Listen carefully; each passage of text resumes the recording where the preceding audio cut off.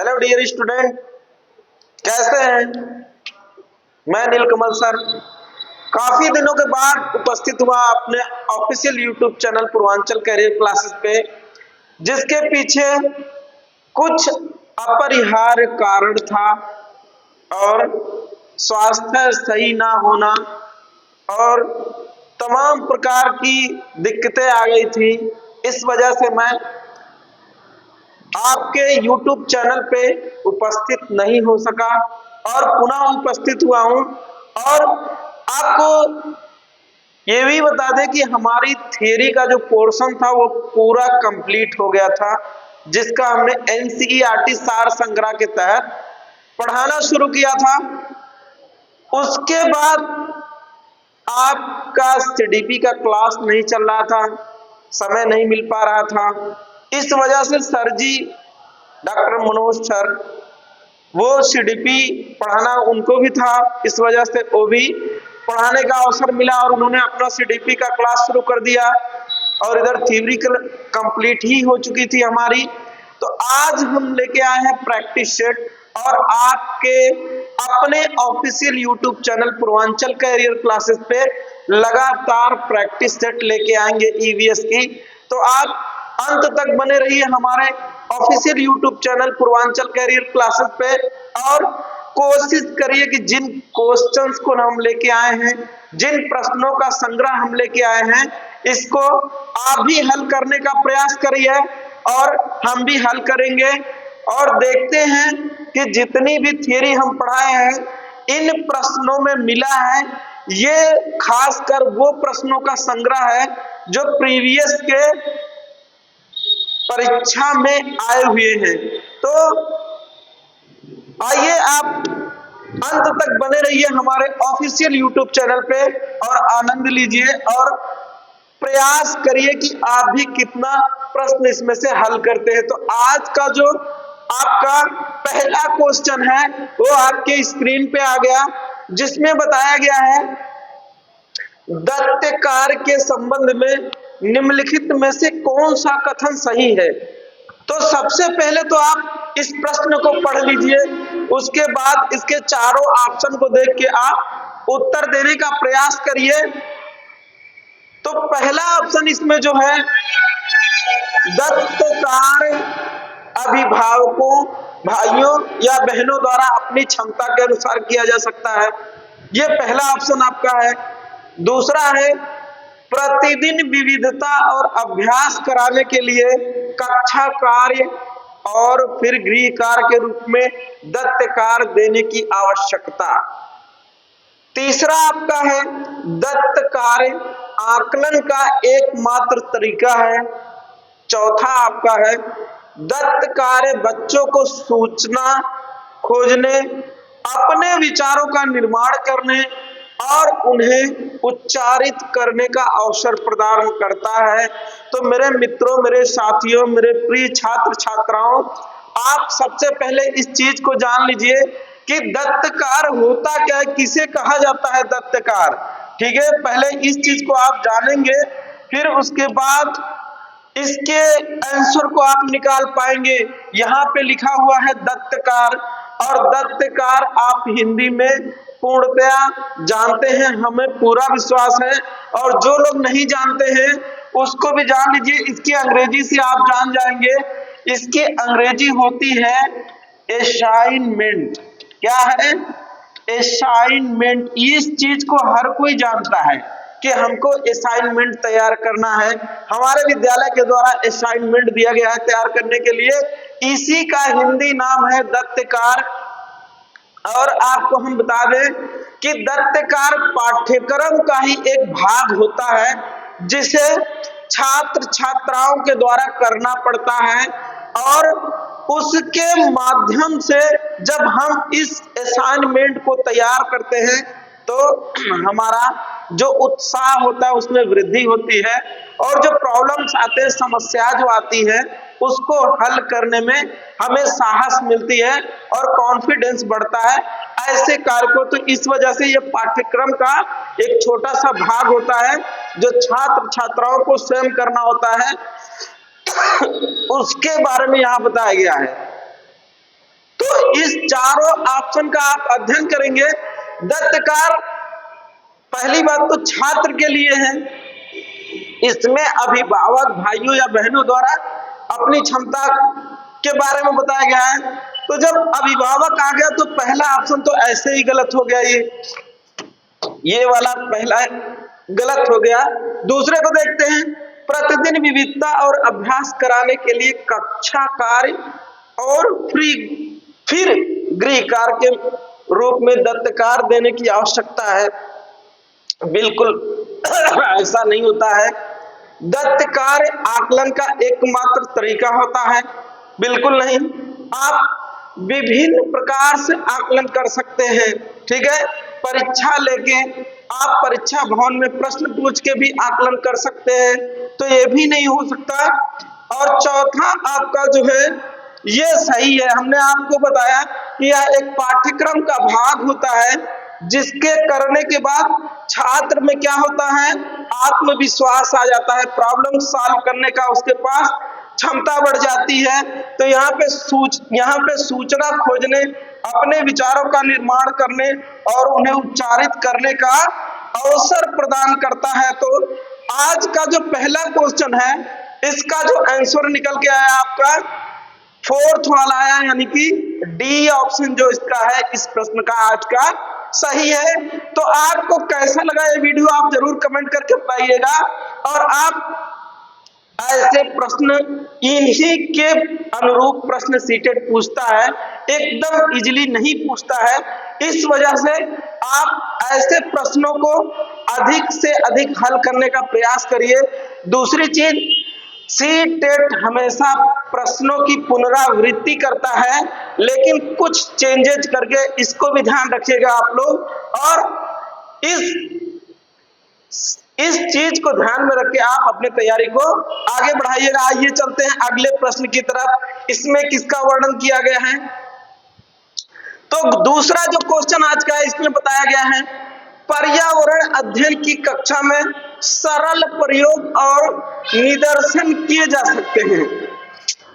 पहला ऑप्शन है, कक्षा में अनुशासन को सुनिश्चित करने हेतु बच्चों को नियंत्रित करने के लिए, बच्चों को स्वयं सीखने योग्य बनाने और अवलोकन कौशलों को पैना करने के लिए उच्च कक्षाओं में क्या किया जाता है उसका अनुकरण करने के लिए बच्चों द्वारा पूछे गए प्रश्नों पर आधारित विचारों पर चर्चा करने, अवलोकनों को दर्ज करने तथा उनका विश्लेषण करने के लिए। तो इन चारों ऑप्शन को पहले आप पढ़ लीजिए, उसके बाद आप आंसर दीजिए। तो सबसे पहले जानिए कि ये सरल प्रयोग और निदर्शन क्या होता है। सरल प्रयोग इसका मतलब कॉमन यूज होता है, कॉमन यूज। एंड निदर्शन का होता है डिमॉन्स्ट्रेशन। ये डिमॉन्स्ट्रेशन है। इसके बारे में बता रहा है कि सरल उपयोग कैसे होता है, किसी भी पर्यावरण के अध्ययन की कक्षा में सरल प्रयोग यानी कि कॉमन यूज एंड डिमॉन्स्ट्रेशन कैसे किया जाता है उसके बारे में पूछ रहा है। तो आपको चारों ऑप्शन दिया गया, चारों ऑप्शन हमने पढ़ा, आप आंसर दीजिए कि इसमें से कौन सा ऑप्शन सही है। पुनः एक बार चारों ऑप्शन को देखते हैं। पहला है, कक्षा में अनुशासन को सुनिश्चित करने हेतु बच्चों को नियंत्रित करने के लिए, ऐसा नहीं है। दूसरा ऑप्शन है, बच्चों को स्वयं सीखने के योग्य बनाने और अवलोकन कौशल को पैना करने के लिए, ये भी गलत ऑप्शन है। तीसरे पे देखते हैं, कक्षाओं में क्या किया जाता है उसका अनुकरण करने के लिए, ये भी गलत है। चौथा ऑप्शन आपका है, बच्चों द्वारा पूछे गए प्रश्नों पर आधारित विचारों पर चर्चा करने, अवलोकनों को दर्ज करने तथा उनका विश्लेषण करने, यानी कि दूसरे प्रश्न का भी जो आंसर सही है वो चौथा वाला ऑप्शन सही है। आगे चलते हैं, आगे वाले प्रश्न के बारे में देखते हैं। ये थियरी का प्रश्न है जो हम आपको पढ़ाए हैं, उसका ये प्रश्न है और इम्पोर्टेंट इसीलिए हमने आपको बार बार बताया था कि आप थियरी के एक एक चैप्टर का मैं वीडियो बनाया हूं, आप प्लेलिस्ट में उठाकर देख सकते हैं। उसमें से आया हुआ प्रश्न है, क्या है? दुर्गा एक गांव में रहती है और लकड़ी या गोबर के उपले का ईंधन इस्तेमाल करते हुए चूल्हे पर खाना पकाती है। पिछले 3 महीनों से उसे तेज खांसी आ रही है, इसका कारण हो सकता है। तो ये मैं आपको बताया था, ईंधन वाला एक चैप्टर है, उसमें का ये पार्ट है। हरियाणा की रहने वाली एक दुर्गा है, उसके बारे में डिटेल से वीडियो बनाया हूं, आप प्लेलिस्ट में जाके देख लीजिएगा। बड़ा इंपॉर्टेंट चैप्टर है, वहां से प्रश्न आया हुआ है। इसके चारों ऑप्शन को देखिए और उसमें से आंसर बताइए।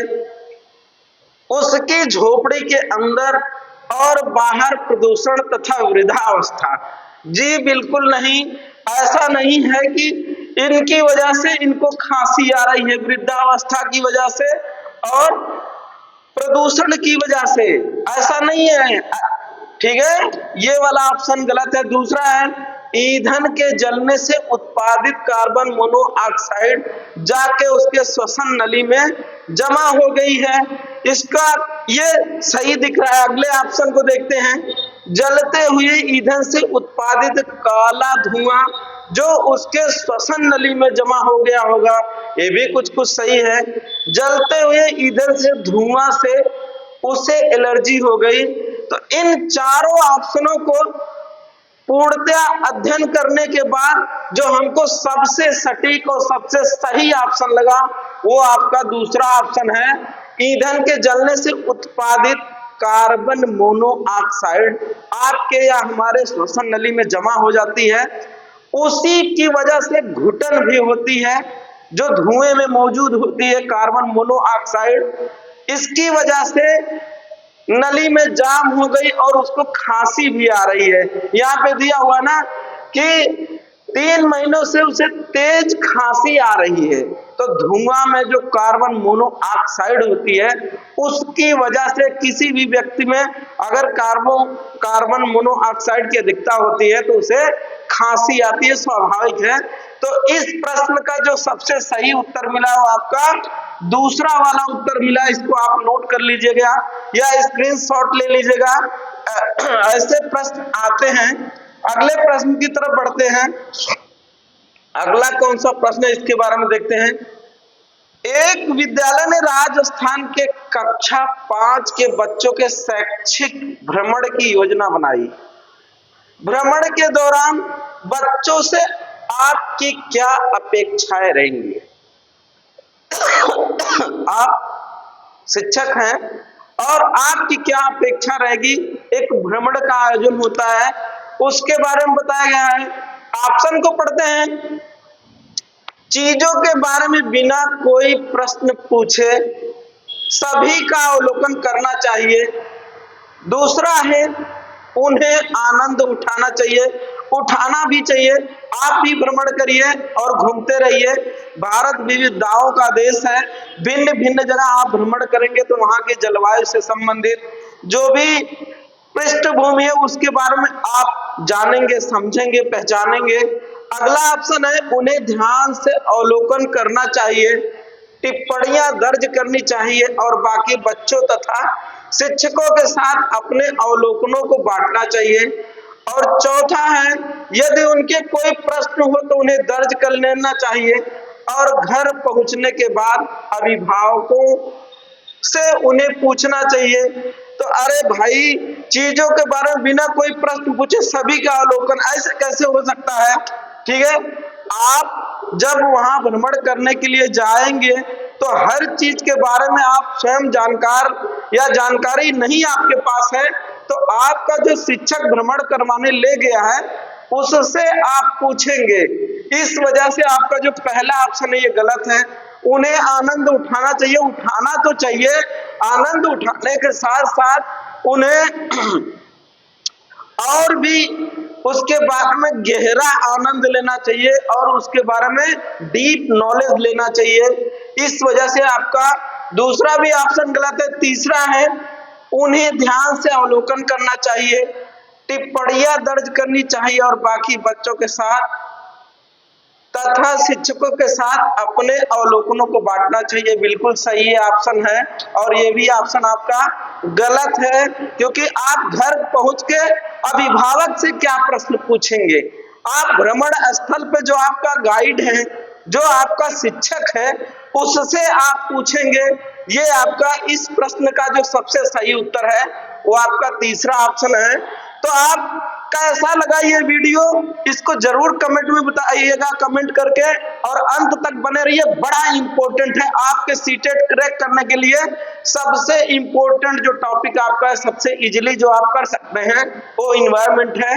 जो आपका स्कोर सबसे अधिक करवाएगा वो आपका इन्वायरमेंट पोर्शन है। तो आप अगले प्रश्न की तरफ चलिए। इसमें जो वर्णन हुआ जिन ऑप्शन का, उसके बारे में आप बताइए कि इसमें से कौन सा है। रानी अपने घर का कूड़ा नीचे दर्शाए तरीकों से 2 ढेरियों में अलग करती है। केले का छिलका, सब्जियों के छिलके, सूखी पत्तियां, जैम की बोतल, सॉस की बोतल, उपयोग में लाई गई टूथपेस्ट ट्यूब, प्लास्टिक के खिलौने। रानी ने 2 ढेरियों में कूड़े निम्न आधार पर अलग किए। कूड़ा जो घर का अपशिष्ट होता है उसके बारे में इस प्रश्न में बताया गया है। तो आप पढ़े हैं कि 2 प्रकार का होता है। कौन कौन होता है आपको इस ऑप्शन में दिया गया है। इस ऑप्शन को देख के आप आंसर दीजिए। दुर्गंध है, दुर्गंध रहित है, तो ऐसा हो भी सकता है और नहीं भी हो सकता है, ठीक है। दूसरा है अपघटित होने वाले और अपघटित नहीं होने वाले। तो ये आपका सही ऑप्शन है, क्योंकि आपका जो सब्जी का छिलका, जो फल का छिलका है, सूखी पत्तियां जो हैं, ये सब क्या है, ये अपघटित होती हैं छोटे छोटे बैक्टीरिया के द्वारा। ये क्या होती हैं, अपघटित हो जाती हैं। लेकिन जो प्लास्टिक की बोतल है, जो टूथपेस्ट है, जैम की जो बोतल है, ये जो है आपके बैक्टीरिया के द्वारा अपघटित नहीं होती हैं, बल्कि इनका रिसाइकिल किया जाता है, इनका पुनः चक्रण किया जाता है। इनके रूप को परिवर्तित करके पुनः जो प्लास्टिक के दाने बनाए जाते हैं, उनसे पुनः जो है प्लास्टिक के सामान बनाए जाते हैं।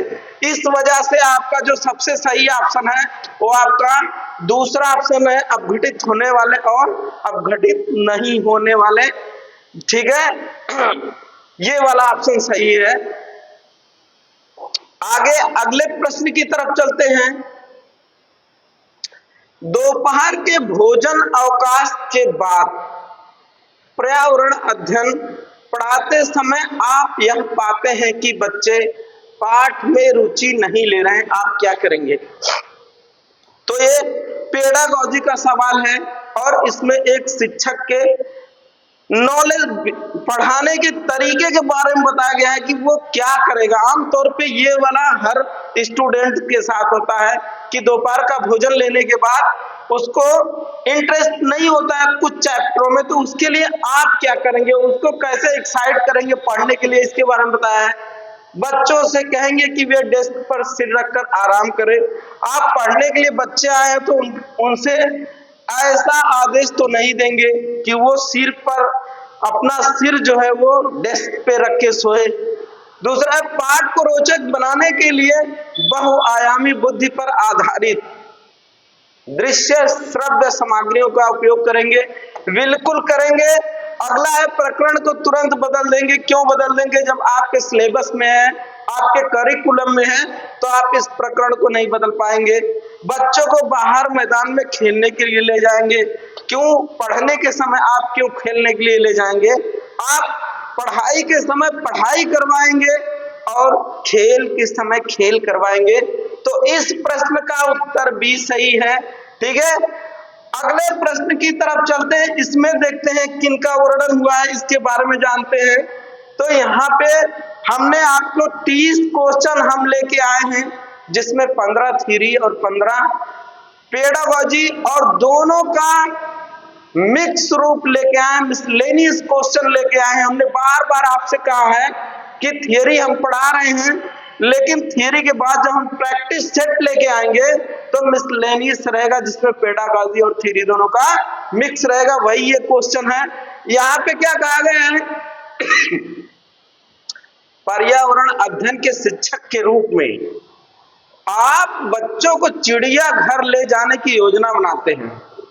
आप बच्चों को निम्नलिखित में से कौन सी गतिविधि करने की अनुमति नहीं देंगे। यहाँ पे एक चीज का ध्यान रखिएगा, एक शब्द आया है नहीं। सबसे पहले इस चीज को आप अंडरलाइन कर लीजिएगा, ये बड़ा धोखा करता है नहीं वाला।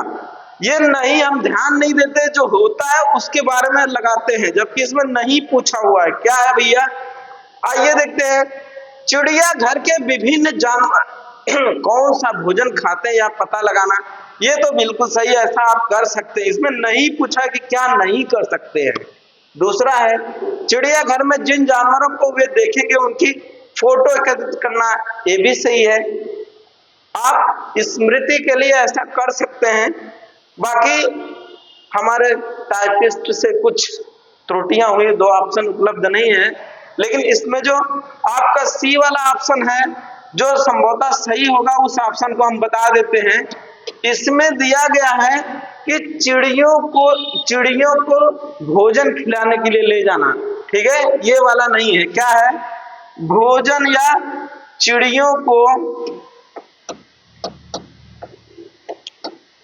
चिड़ियों या जानवरों को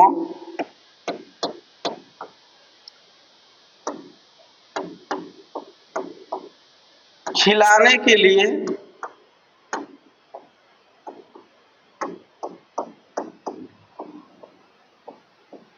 भोजन ले जाना।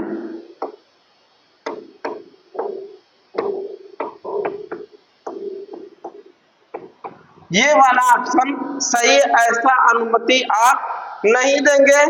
आप जब भी कभी चिड़ियाघर में जाएंगे, जू में जाएंगे, वहां पे पहले जो आपको एक नोटिस दी जाएगी उस पे लिखा रहता है कि आप इन जानवरों और पंछियों से छेड़छाड़ नहीं करेंगे और इनको बाहर से कुछ खाने के लिए खाद्य सामग्री नहीं देंगे।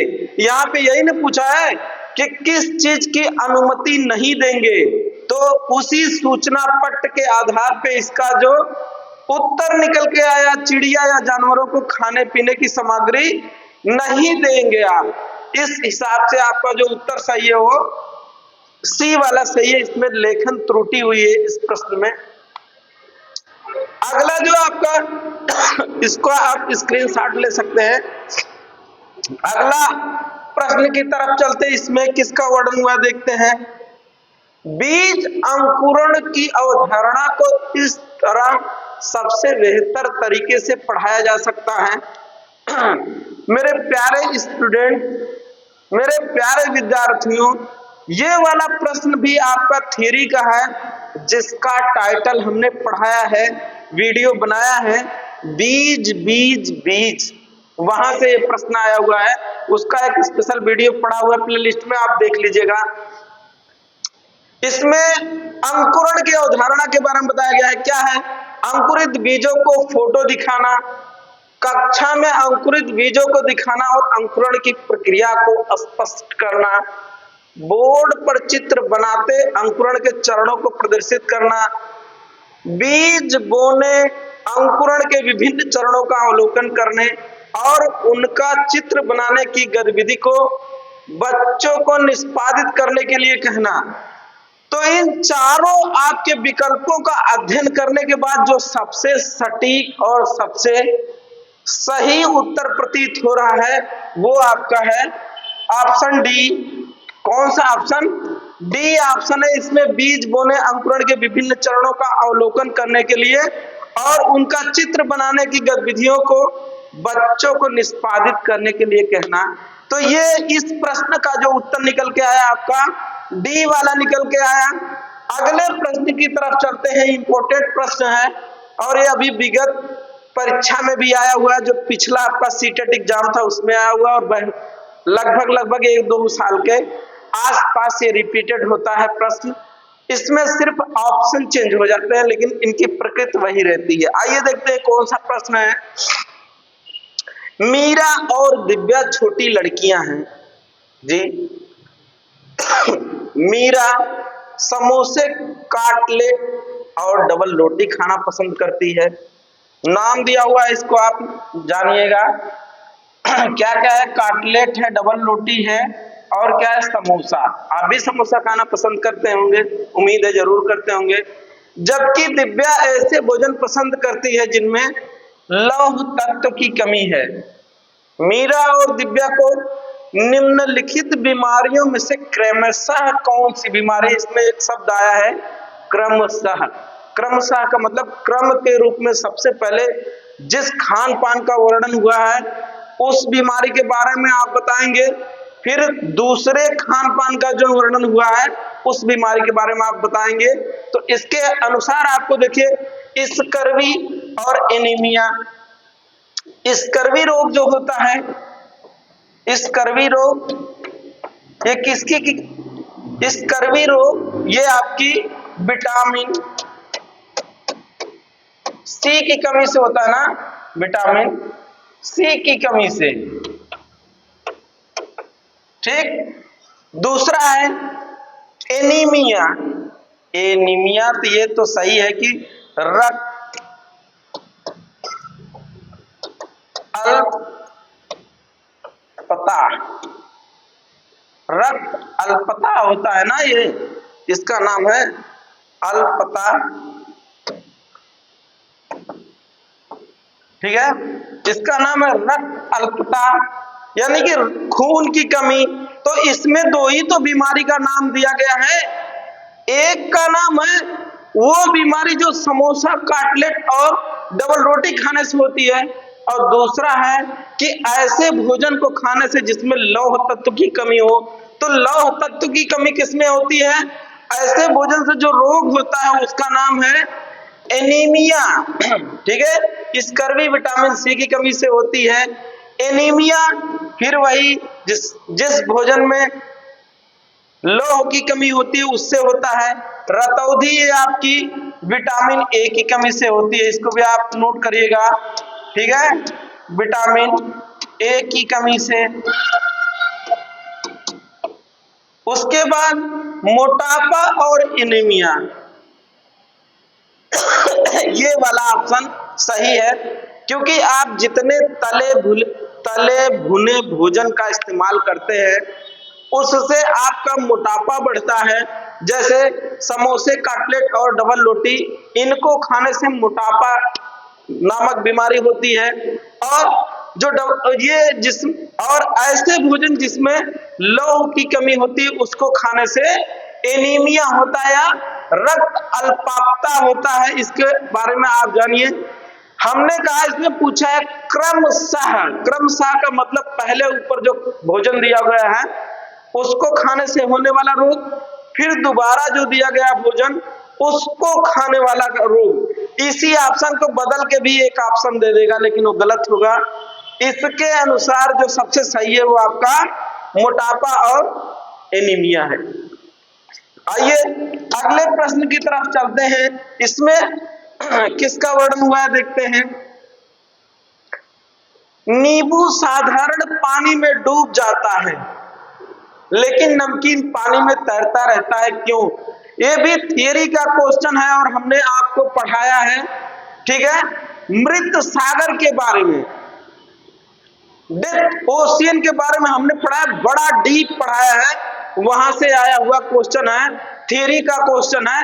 लेकिन डायरेक्ट ना पूछ के नींबू के उदाहरण को देखिए प्रश्न पूछा हुआ है। आइए देखते हैं। नींबू का घनत्व नमकीन पानी में कम हो जाता है। जी ऐसा बिल्कुल नहीं है। ठीक है, नमकीन पानी का घनत्व साधारण पानी के घनत्व से अधिक होता है। ये वाला ऑप्शन सही है, क्योंकि जिस पानी का घनत्व या डेंसिटी अधिक होती है उसमें प्रायः जो भार वाली वस्तुएं हैं वो डूबती नहीं है बल्कि तैरती रहती हैं।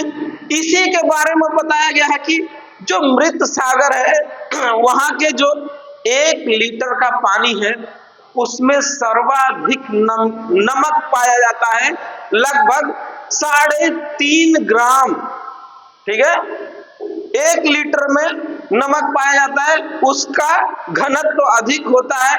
इस वजह से मृत सागर में कोई डूबता नहीं, बल्कि आराम करता हुआ आप नॉवेल पढ़ सकते हैं, पुस्तक पढ़ सकते हैं, क्योंकि आप डूबेंगे नहीं। क्यों? क्योंकि वहां का जो जल है उसमें नमक घुला हुआ है और उसका घनत्व अधिक है। तो इस प्रश्न का जो सबसे सटीक, सबसे सही उत्तर आया वो आपका बी है। तीसरे ऑप्शन को चेक करते हैं। साधारण पानी का घनत्व नमकीन पानी के घनत्व से अधिक है। जी बिल्कुल नहीं, यहाँ पे नमकीन पानी का घनत्व अधिक है। नींबू का घनत्व नमकीन पानी से अधिक है, बिल्कुल ये भी गलत है।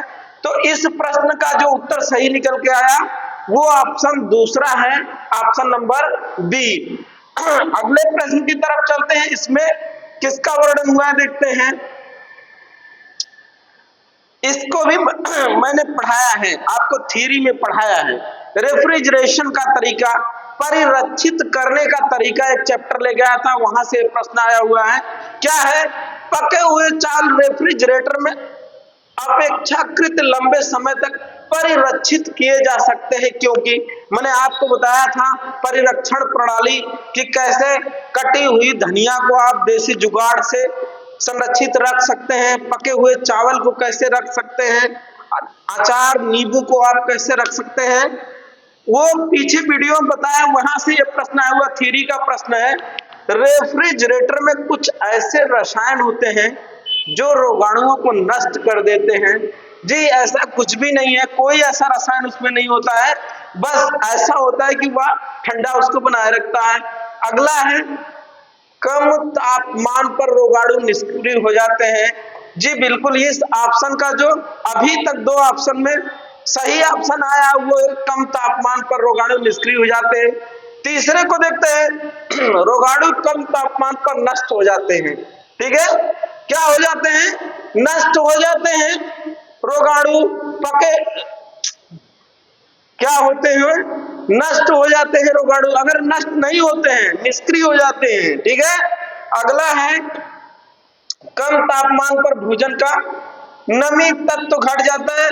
जी बिल्कुल नहीं, जो इसका सबसे सही ऑप्शन आपका ये बी वाला ऑप्शन है, क्योंकि आप जब कोई पका हुआ चीज परिरक्षित करते हैं, ठीक है, तो या तो आप सबसे ठंडे स्थान पर रखेंगे जहां रोगाणु यानी कि रोग को उत्पन्न करने वाले जो बैक्टीरिया होते हैं वो जो है निष्क्रिय होते हैं, अथवा आप सबसे मीठे चीज में रखेंगे, अथवा सबसे नमकीन चीज में। आप अचार को देखते हैं, उसके बारे में भी हमने पढ़ाया है आपको, आम खाओ 12 महीने के एक टाइटल के अनुसार।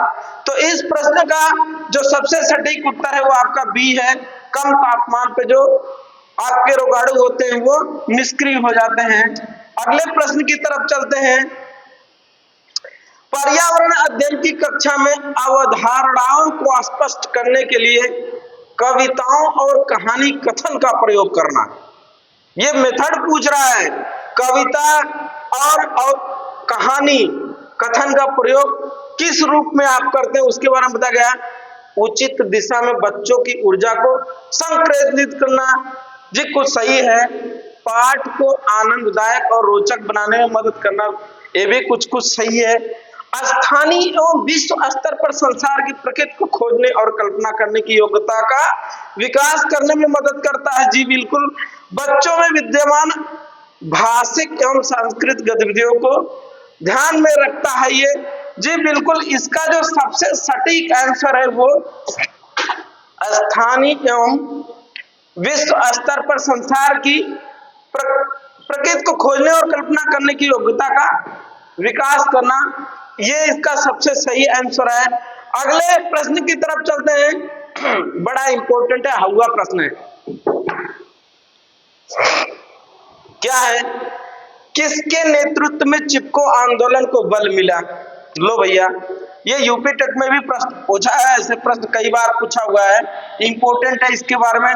सुंदरलाल बहुगुणा, अमृता देवी बिश्नोई, मेधा पाटकर, ए.के. बनर्जी, इसमें से तीन जो है ये पर्यावरण के क्षेत्र में बड़े नामी गिरामी लोग हैं, बड़ा योगदान रहा पर्यावरण संरक्षण में इनका। और क्या है? सुंदरलाल बहुगुणा जोशी सर सुंदरलाल बहुगुणा ये कहाँ के हैं? उत्तराखंड के, उत्तराखंड।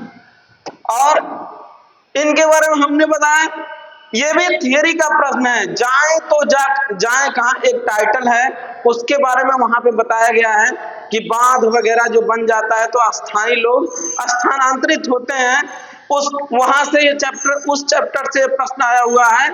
तो सबको पता है कि चिपको आंदोलन जो है वो सुंदरलाल बहुगुणा, जो सुंदरलाल बहुगुणा उत्तराखंड के चमोली जिला जो है वहां के हैं, और इन्हीं के नेतृत्व में चिपको आंदोलन को बल मिला। बड़ा इंपॉर्टेंट है और बड़ा हुआ प्रश्न है। ठीक है, अगले तरफ चलते हैं, अगले प्रश्न की तरफ। विटामिन ऐसा पदार्थ है जो, यानी कि विटामिन के बारे में पूछ रहा है कि विटामिन कैसा पदार्थ है, आप इसका आंसर दीजिए।